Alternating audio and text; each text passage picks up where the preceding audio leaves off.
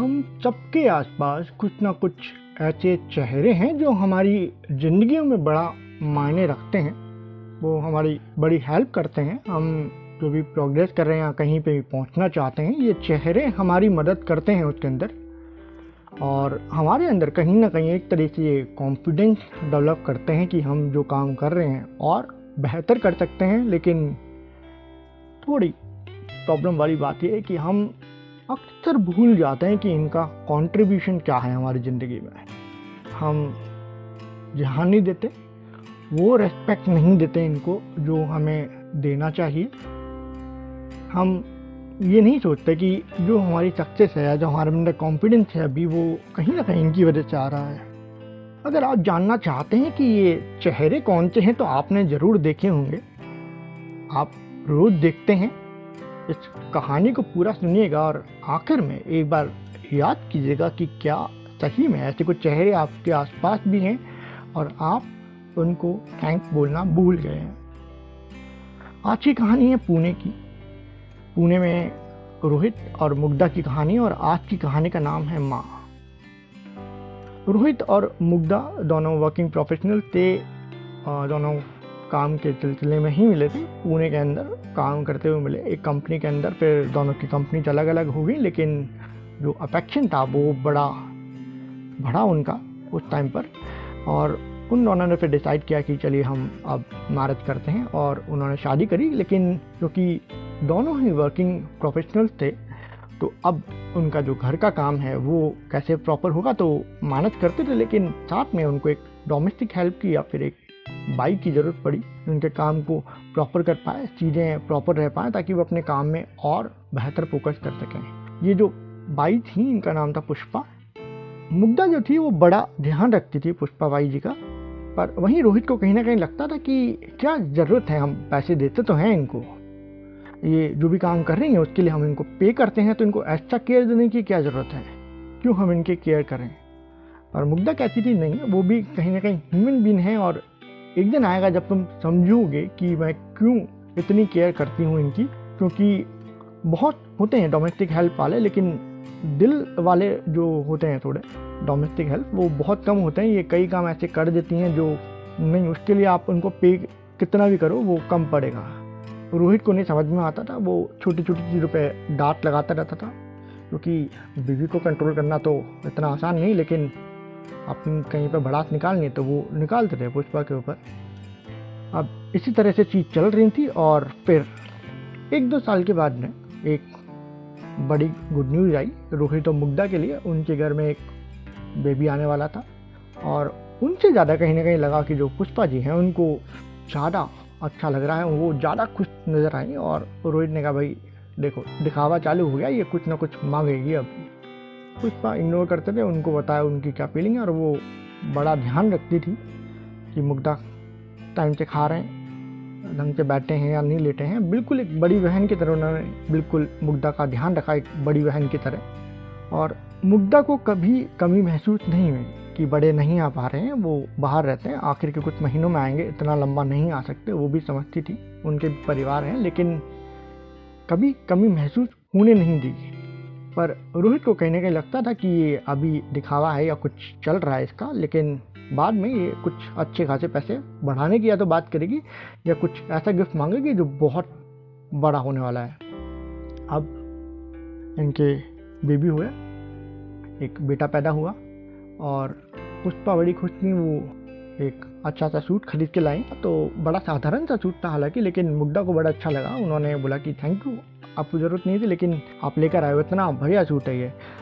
तो जब वो चली गई तो रोहित ने कहा कि भाई ये क्या गिफ्ट है, ये तो बड़ा नॉर्मल सा सूट है।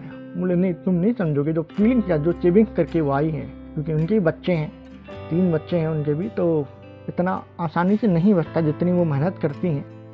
पर उसके बाद भी उन्होंने बचत करी और हमारे बच्चे के लिए लेकर आई हैं। तो रोहित ने कहा देख, मैं बता रहा हूँ तुम्हें मुग्धा, ये कुछ बहुत बड़ा प्लान कर रही है। और फिर क्या हुआ, लगभग 10 या 15 दिन के बाद में अचानक से जो पुष्पा थी उन्होंने आना बंद कर दिया, और समय बीता। तो अभी तो जो मुग्धा की मदर थी वो साथ में थी, वो केयर कर रही थी। तो जब 1-2 दिन तक वो नहीं आई तो उनको थोड़ी कमी महसूस हुई। उन्होंने फ़ोन करा तो पता लगा कि जो पुष्पा जी हैं उनको काफ़ी तेज़ बुखार है और अभी उनकी कुछ जांचें चल रही हैं, वो नहीं आ पाएंगी। और फिर रोहित जो था उसका दिमाग तनका, उसने कहा कि नहीं देख, मैंने कहा था कि ये नाटक चालू करेगी, इसके 15 दिन में ही नाटक चालू हो गए, अब ये तेरे को 100% बोलेगी कि भाई पैसा बढ़ाओ मेरा, तब मैं आऊँगी। पर मुग्धा ने इग्नोर करा। 3-4 दिन के बाद पता लगा कि जो पुष्पा हैं उनको टाइफाइड हो गया है और अब वो लगभग 1 महीने तक नहीं आ पाएंगी। इस बात से अब मुग्धा थोड़ी सी परेशान हुई, क्योंकि उसकी मम्मी जाने वाली थी 15 दिन के बाद में, और अब उनको किसी ऐसे व्यक्ति की ज़रूरत पड़ेगी जो हेल्प कर पाए मुग्धा को। उसका ऑफिस भी स्टार्ट होने वाला था। रोहित को लग रहा था देखो कहीं ना कहीं मैं जो कह रहा था बिल्कुल सही है। 5-7 दिन और निकले। मुग्धा काफ़ी परेशान थी। वैसे ही अभी बेबी हुआ है तो काफ़ी चेंजेस थे जो दोनों को करने पड़ रहे थे। रात को प्रॉपर नहीं सो पा रहे थे। रोहित भी थोड़ा चिड़चिड़ा हो गया था, क्योंकि जो काम पुष्पा करते थे अब कहीं ना कहीं उसको करने पड़ रहे थे। ऑफिस का भी टेंशन अलग था, खर्चे कम होते नहीं हैं, भर जाते हैं उस समय, तो उसकी भी थोड़ी सी मन के अंदर बातें थी। लेकिन उसके बाद में जब 1 वीक निकला और जब मम्मी के जाने का समय था, अभी 1 वीक बाद वो जाने वाले थे, अचानक से उनकी डोर की बेल बजी और रोहित ने दरवाज़ा खोला तो वहाँ पुष्पा खड़ी हुई थी और वो सही में बड़ी कमज़ोर लग रही थी। सर पे पट्टी बांधी हुई थी। को नहीं आना चाहिए था, अभी वो बीमार हैं, उनको 1 महीने के और रेस्ट की कहीं ना कहीं ज़रूरत थी। पर अभी टाइफाइड जस्ट ख़त्म ही हुआ था, वो बेड पे खड़ी हुई थी लेकिन बड़ी कमज़ोर लग रही थी। पर उन्होंने हल्की सी मुस्कान दी और काम में धीरे धीरे जिस स्पीड से वो कर रही थी उस स्पीड से वो थोड़ा कम पे थी, लेकिन उन्होंने करना शुरू करा।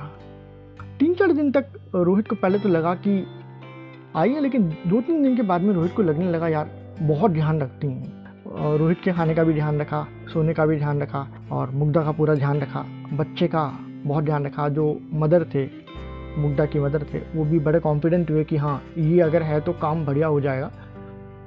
और रोहित को फिर कहीं ना कहीं लगने लगा कि जो मैंने सोचा था वैसा तो नहीं है, कहीं ना कहीं तबीयत ख़राब है, तो मैं एक बार कंफर्म करता हूँ। उसने अपने दोस्त को फ़ोन लगाया जो डॉक्टर था और उसने उनसे पूछा कि नॉर्मली टाइफाइड में कितना समय लगता है रिकवर होने में। बोले कि 1.5 से 2 महीने।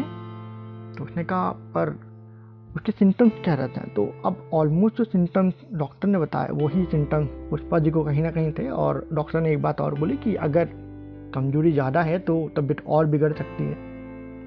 अब रोहित ने देखा कि वो बीमार तो थी, कमजोरी थी और वो धीरे धीरे और होनी थी, थकान तो थी बॉडी में लेकिन फिर वो लगी रहती थी। तो रोहित ने उनका थोड़ा ध्यान रखना स्टार्ट करा। वो दिखता था कि वो प्रॉपर खा रहे हैं, जा रहे हैं। और जब थोड़ा समय और निकला और जब मुग्धा की मदद चले गए, तब एक रात रोहित ने मुग्धा से पूछा कि पुष्पा जी की तबीयत तो सही में ख़राब थी और जो मैंने अपने फ्रेंड से बात करी तो उनको तो बैठ के उठना ही नहीं था 1 महीने तक, फिर भी वो क्यों आई, वो कैसे कर रही हैं इतनी थकान में, इतनी कमजोरी के अंदर कैसे काम कर रही हैं, पूरी डेडिकेशन के साथ कर रही हैं, कैसे कर पा रही हैं वो। तो मुग्धा ने सिर्फ एक बात बोली, माँ है ना, 3 बच्चे और भी हैं, उनको पता है कि एक माँ का दर्द क्या होता है और वो एक बड़ी बहन की तरह मुझे संभाल रही हैं। मैंने तुम्हें पहले भी कहा था कि विचार बनाओ लेकिन पहले एक बार आदमी को समझो।